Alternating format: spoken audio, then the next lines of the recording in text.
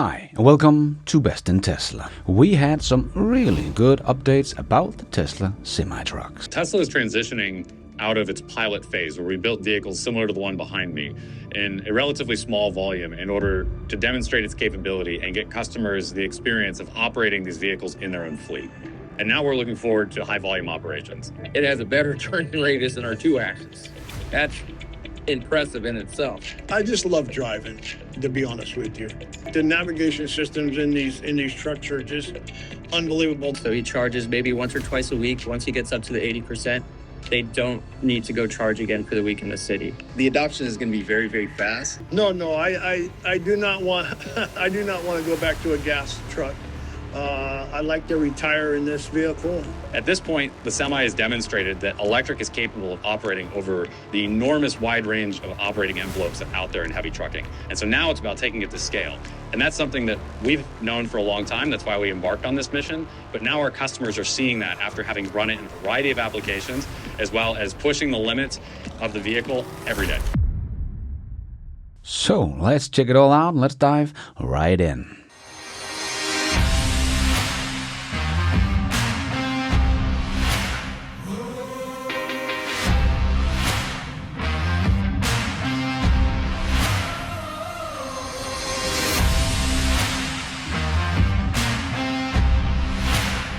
Let's start by hearing some of the highlights from this video that Run On Less published.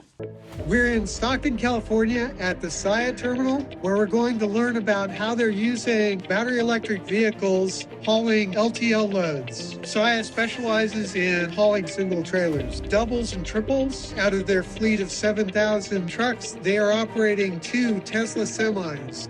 Tesla's project's exciting. Obviously a new OEM within our network. And thus far, they've been a great partner to us, wanting to understand how the equipment's running, any challenges that are in place. It takes time to build these relationships, but they've been with us from the start. We're trying to run this Tesla tractor as hard as we can because, like everybody, we want to learn what it can do, what it can't do. Where we have them right now, we understand what their ranges might be. We don't place them in a situation where, the driver would be in an uncomfortable position. If they're comfortable, then we'll continue to push in those regards. But we also want to make sure that the duty cycle exists where our operations can support our overall customers and make sure that their freight is delivered undamaged and on time. We like to keep our newer tractors on line haul. The newer tractors have better MPGs, so they're running a long time on line haul. We want to keep them on line haul. In some instances, tractors definitely do pull double duty, as we say. So they'll run a line haul run at night, come in, and then they'll go right back out for a P&D run, city run in the morning. One of the Tesla tractors is actually doing that right now. Tesla is transitioning out of its pilot phase, where we built vehicles similar to the one behind me in a relatively small volume in order to demonstrate its capability and get customers the experience of operating these vehicles in their own fleet. And now we're looking forward to high volume operations. We are standing up a factory in Nevada in order to produce these vehicles at high volume. And in conjunction with that, we're putting together all of the support infrastructure that includes the charging as well as service, so that when customers can take delivery of these vehicles, they're ready to put them into immediate and widespread operations. The Semi really shines in city operations in addition to on highway. We wanted maximum maneuverability through a really great steering angle. It has a better turning radius than our 2-axis. That's impressive in itself. They asked me, hey, who wants to drive it? Well, I was a senior driver. I said, yeah, I will drive it. I want to drive it. I want to drive something new. So I wanted to drive that Tesla truck, and it did not disappoint at all. Powertrain, I experienced no problems with the powertrain. I mean, it's total power. I just love driving, to be honest with you. I love the challenge. I do the city routes, the P&D. My start time is 6 o'clock in the morning. I could be doing a drop and hook anywhere. I could be having anywhere between 10 to 15 stops in a day. I think about it 37 years ago, I'd never ever assumed that I'd be driving something like this. It was a challenge to get in here to see the screens on both sides and everything, but it's just common sense to get in it, to understand it, to navigate. The navigation systems in these trucks are just unbelievable. The clarity of the cameras are unbelievable. That's what I love about it. It's basically 500, maybe a little more than 500-mile range on the battery. But when you get in the wind and everything else, that range drops down considerably. You just use your cruise control, and try to stay steady is basic, And if you stay away from everybody, you're not, constantly giving it gas or letting off or whatever, you just stay away from everybody, It's fun. You get as much as you can out of it. I'm really looking forward to, again, showing the uptime and capability of the truck, and that operating in a different style of operation, it can still flex really well and demonstrate its capability. And Saia has been a great partner to work with, and I think getting a glimpse into a different style of operation from the previous run on less effort will be really helpful for the industry as well. We've learned a lot about how electrons move when we've been working with the Tesla truck. So it takes probably 45 minutes to go from 5% to 75 or 80%. What we do is we keep our city tractor, we're able to limit the amount of charge it can get. So we limit it at 80%. We found that makes the best use of the time charging and the time on the road. So he charges maybe once or twice a week. Once he gets up to the 80%, they don't need to go charge again for the week in the city. For the Tesla specifically, we need it to be able to pull pups. Once it's able to pull pups, it opens up a whole new routing system for our line haul. It's only pulling a 53 now, so we're making adjustments through our cross-dock and through our line haul network in order to run these tractors. Just in terms of the technology, it's fundamentally a simpler drivetrain. And so I'm very confident that, with enough time and enough people working on this, which there are, the adoption is going to be very, very fast. But we have to hit that tipping point. But I think once we do, it's a very, very competitive industry. And so once fleets have the confidence that these trucks can perform, are reliable, or durable, I think it's going to be really fast. Fleets are going to learn how to use these trucks better. And so that's a lot of the key piece right there is, once you can get the maximum efficiency and then people doing the maximum things they can with those trucks on those routes, I think that's the key way to get electric going where it needs to go. Overall, yeah, these trucks can run a lot of the routes that are already being run today. They just need those use cases. They need unbiased data that's going to be done through the run to show that it's possible. For a long time, it was seen that electric vehicles had niche applications. And here we are, and we have something that is cost-effective, has the range needed to do the job, as well as can operate in a wide variety of applications. And that's from different types of trucking applications, but also different environments. No, I do not want I do not want to go back to a gas truck. I'd like to retire in this vehicle, and as long as Saia keeps them around here, I will definitely retire in this vehicle. Yes, I will. At this point, the Semi has demonstrated that electric is capable of operating over the enormous wide range of operating envelopes that are out there in heavy trucking. And so now it's about taking it to scale.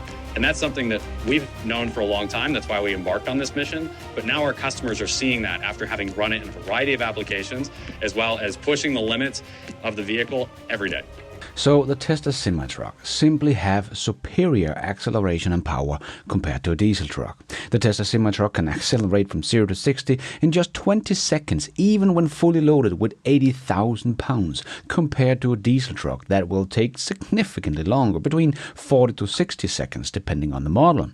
It provides about 3 times the power of a typical diesel semi, enabling better handling on highways and inclines without downshifting. And just a fun fact, the Tesla semi-truck can actually do a 0 to 60 in just 5 seconds without a trailer. And for comparison, that is faster than basically all Volkswagen's electric cars.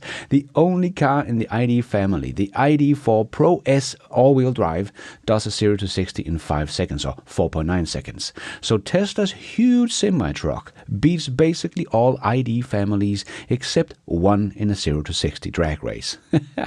Volkswagen really doesn't have very fast electric cars, but Tesla's EV platform is a beast, and the Tesla semi-truck is no different. But it is, of course, not so it can do a fast 0 to 60, but handle heavy loads up the mountain roads or whatever gets thrown at it. And the electric motor delivers instant torque, maintains speed on steep grades where diesel engines lose power. The Tesla Semi is very energy efficient, with regenerative braking. Going down a mountain uses approximately 1.7 kilowatt hours per mile, possibly improving to 1.5 kilowatt hour per mile in the future.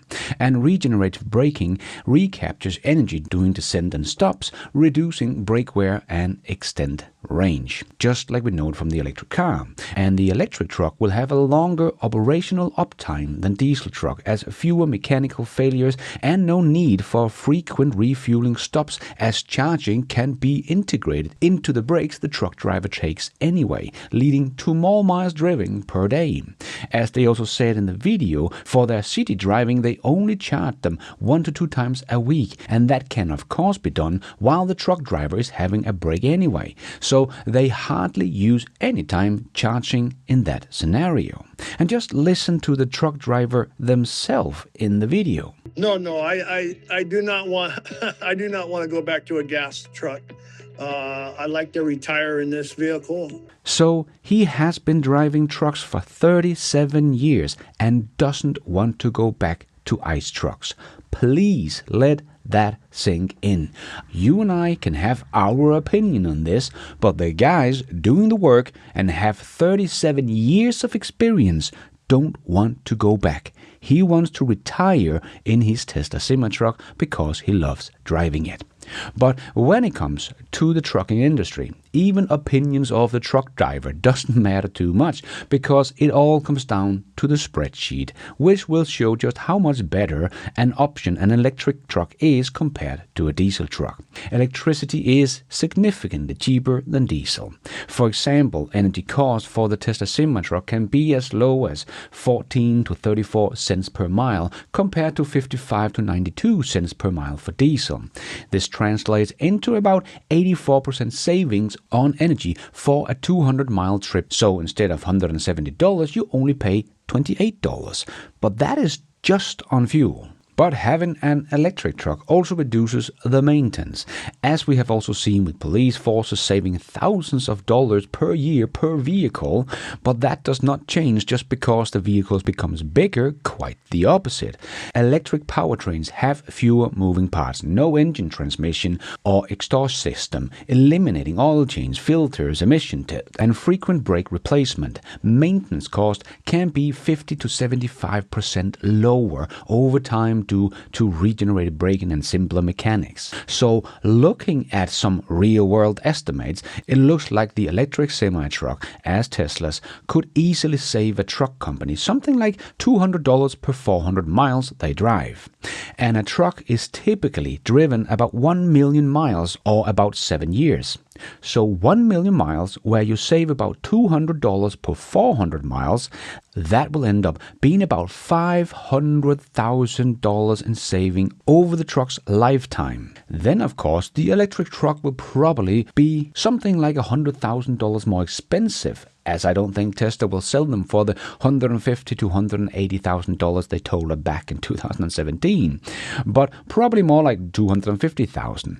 But then again, we still have a lot of states incentive for electric trucks, so the $100,000 upfront cost advantage a diesel has in some states will be much smaller and even completely disappear in others. But let's take some round numbers here, as everything is very fluid, of course, as price of diesel and electricity fluctuate. But I think it's fair to say that a Tesla semi-truck will save a trucking company at least $400,000 over its lifetime. So that fact alone will make the Tesla semi-truck a no-brainer for every single company that is using a semi-truck today. Because someone like Pepsi has like 15,000 trucks in their fleet. Well, if all of them were Tesla semi-trucks and not diesel, well, that would be $6 billion in saving over the truck's lifetime. So basically every 7 years, Pepsi would have saved $6 billion just on transportation of their goods. I mean, any company with a huge fleet of truck would have to be insane to not want to go with a Tesla semi-truck on that fact alone, because they will hardly be competitive if they don't, as transportation can be about 10% of the goods cost. But there might even be more savings to have that not many have talked about, like the quiet operation of an electric semi. Well, that can allow for off-peak delivery because they don't disturb the neighbors, reducing inventory needs for retailers and potentially lowering consumer prices or increasing margins for the company. So even more savings. So there will be so many benefits for operating an electric semi-truck compared to a diesel. But Tesla will be the dominating force on this, as well as they are in electric cars, because no one else is even thinking at the scale Tesla is. There are plenty others making electric trucks, but no one is planning a production of 50,000 a year. That is what Tesla will do in their Nevada factory alone. That will be operational by the end of this year and ramp up to that production rate in 2026. No one else will be able to keep up with that scale, and especially not already next year. Because Tesla is not just building the factory, of course, as Dan also talks about in the video, they have been working on getting the supply chain ready as well, and they will have their mega chargers and service centers ready for the trucking division as well. Tesla will have the full package, including mega packs to help with the huge electricity demand these trucks will have on the grid, combined with Tesla's Autobidder software that can help them reduce the cost of the electricity itself, so Tesla semi-truck quickly becomes a no-brainer to get. And the senior policy analyst also says in the video the adoption will be very, very fast. Not only does this make sense from an environmental standpoint, as trucking account for about 20% of US fuel use. So this will be huge not only for the CO2 emission but for the air quality in our cities and the noise pollution these trucks makes as well. But for an economical standpoint, they make completely sense. Buying a diesel truck in 2026 and beyond in the US will feel like a financial suicide. So the demand for these trucks is not going to be easy to meet. But on top of all of that, the truckers don't want to drive diesel again when they have tried a Tesla semi-truck.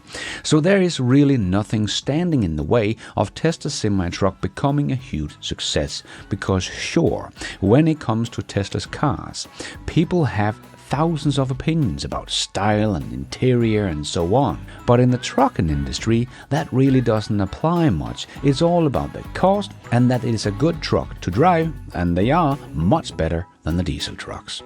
So Tesla semi-truck is going to be a huge success and changing the trucking industry forever.